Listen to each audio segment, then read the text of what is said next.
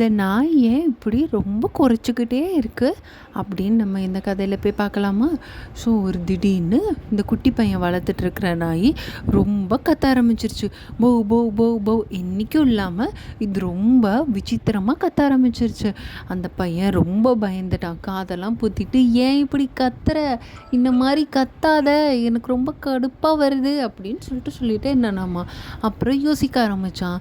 பொதுவாக நம்ம நாய் இப்படிலாம் கத்தவே கத்தாதே, நம்ம ஜிம்மி கத்தவே கத்ததே, என்னவா இருக்கும் அப்படின்னு யோசிக்க ஆரம்பித்தான்.